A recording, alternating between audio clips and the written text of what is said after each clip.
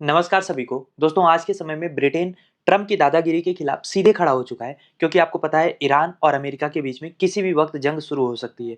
लेकिन जंग को शुरू करने के लिए, ईरान पे बमबारी करने के लिए ट्रंप को एक ठिकाने की जरूरत है जहां से उसके बॉम्बर्स उड़ान भर सकें। और उसके लिए सबसे अच्छा ऑप्शन आज के समय में अगर अमेरिका के पास कुछ है तो वो है हिंद महासागर में डियागो गार्सिया, जिसपे कंट्रोल है ब्रिटेन का। लेकिन ब्रिटेन के प्रधानमंत्री कीर स्टारमर ने ट्रंप को साफ तौर पे कह दिया है कि हम अपनी जमीन का इस्तेमाल ईरान पे बमबारी करने के लिए नहीं यूज करने देंगे। इसीलिए अब सवाल यहाँ पे ये है कि क्या ब्रिटेन और ब्रिटेन के साथ साथ पूरा यूरोप अमेरिका की वार पॉलिसी से, ट्रम्प की जो मैक्सिमम प्रेशर की पॉलिसी है, उससे परेशान हो चुका है, उससे तंग आ चुका है? और क्या ये नेटो के अंत की शुरुआत है? क्या है पूरा मसला? क्यों ब्रिटेन ने मना किया? आइए सब कुछ आसान भाषा में समझते हैं। लेकिन सबसे पहले हम ये समझेंगे कि डियागो गार्सिया इतना इंपॉर्टेंट क्यों है, क्यों अमेरिका को यहीं से ईरान के ऊपर अटैक करना है। तो उसका रीजन छिपा हुआ है मैप में।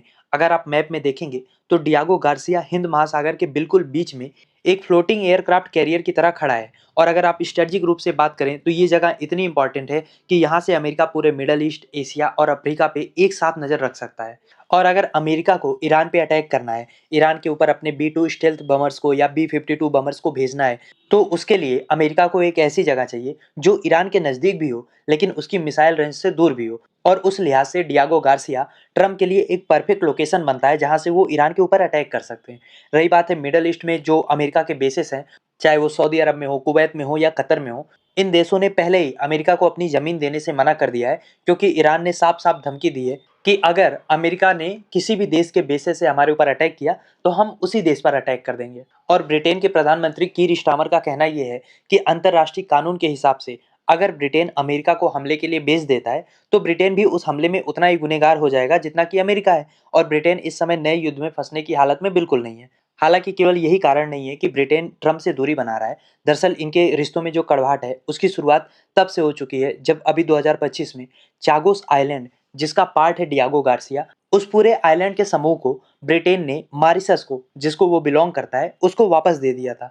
इसके बदले में ब्रिटेन को जो डियागो गार्सिया, जो चागोस आइलैंड का सबसे बड़ा द्वीप है, वो 99 साल के लिए लीज पे मिल गया।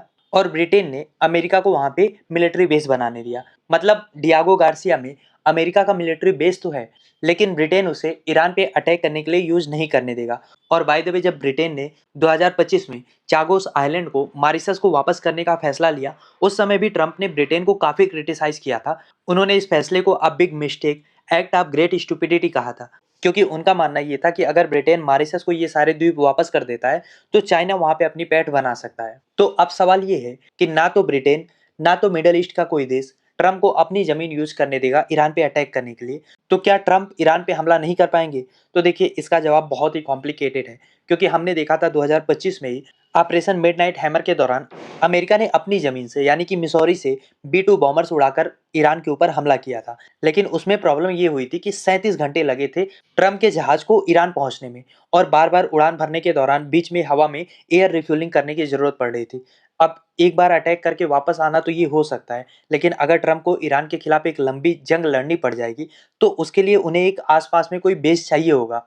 और बिना डियागो गार्सिया या ब्रिटेन के बेस के अमेरिका के लिए ईरान के भीतर घुसकर उसके परमाणु ठिकानों को नष्ट करना बहुत महंगा भी होगा और जोखिम भरा भी हो सकता है। इसीलिए ट्रम्प ब्रिटेन के ऊपर इतना दबाव डाल रहे हैं कि आप हमें अपना जो डियागो गार्सिया है उसे यूज करने दीजिए ईरान पे अटैक करने के लिए। और अगर हम ब्रिटेन की बात करें तो जो वहाँ के प्रधानमंत्री हैं कीर स्टारमर, उनके ऊपर भी एक राजनीतिक दबाव है, क्योंकि एक तरफ अमेरिका जैसा सुपर पावर दोस्त है और उसके भी नेता हैं ट्रम्प, जो किसी भी हद तक जा सकते हैं अगर उनकी बात नहीं मानी जाती। वहीं दूसरी ओर ब्रिटेन की जनता है, जिसका एक बड़ा तबका ऐसा मानता है कि अमेरिका की हर जंग में कूदना ब्रिटेन के लिए सुसाइड जैसा है। क्योंकि अफगानिस्तान में ब्रिटेन ने अमेरिका का साथ दिया था और बदले में मिला क्या? जिल्लत और हार। ट्रंप वैसे भी पहले ही ब्रिटिश सैनिकों की काबिलियत पर सवाल उठा चुके हैं। ऐसे में एक नए युद्ध में अमेरिका का साथ देके ब्रिटेन के हाथ कुछ लगने वाला है नहीं। और स्टारमर भी अपनी इमेज को एक इंडिपेंडेंट नेता की बनाना चाहते हैं। वो दिखाना चाहते हैं कि ब्रिटेन अमेरिका की कठपुतली नहीं है।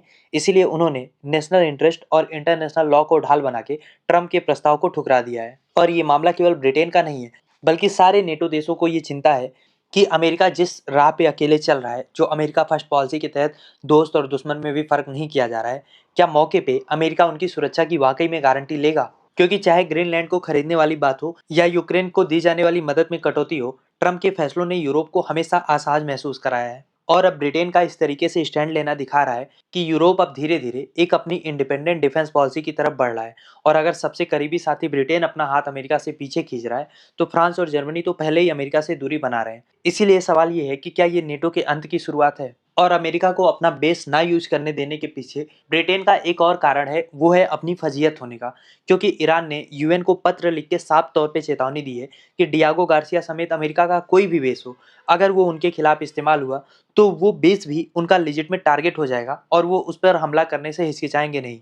ईरान की मिसाइल रेजिस्टेंस और उसकी जो असिमेट्रिक वारफेयर की क्षमता है, उसको देखते हुए ब्रिटेन में भी कहीं ना कहीं डर है कि कहीं उनके बेस पर हमला ना हो जाए। ईरान ने साफ कहा है कि वो युद्ध नहीं चाहता है, लेकिन अगर उसे उकसाया गया तो वो अपनी पूरी ताकत से जवाब देगा। और ये धमकी भी कहीं ना कहीं बहुत बड़ी वजह है ब्रिटेन के इस तरीके से पीछे हटने की। और ट्रंप ने जिस तरीके से ब्रिटेन को क्रिटिसाइज किया, उनके प्रधानमंत्री को बहुत कुछ बोला, वो भी इसलिए क्योंकि ब्रिटेन ने मॉरिशस को उसका जो चागोस द्वीप समूह है वो वापस कर दिया। और ट्रंप का लॉजिक ये है कि इस तरीके से तो मॉरिशस चीन के प्रभाव में आ सकता है, लेकिन हकीकत ये है कि आज के समय की जो स्थिति है, मॉरिशस का भारत के साथ बहुत ही गहरा रिश्ता है और भारत ने मॉरिशस के अगालेगा द्वीप पर अपना बेस बनाया है। ऐसे में जब मॉरिशस को उसका चागोस आइलैंड वापस मिला है, तो वहां पे भारत और ब्रिटेन का प्रभाव ज्यादा रहेगा, ना कि चाइना का। लेकिन ट्रंप का ये सब कुछ देखने का अपना नजरिया है। तो सारी कहानी का लब्बो लुबाब ये है कि हम इस समय बहुत ही खतरनाक मोड़ पे खड़े हैं। एक तरफ डोनाल्ड ट्रंप हैं, जो किसी भी कीमत पर ईरान को घुटनों पर लाना चाहते हैं, और दूसरी तरफ कीर स्टारमर हैं, जो ब्रिटेन को एक एंडलेस वार में नहीं घसीटना चाह रहे हैं।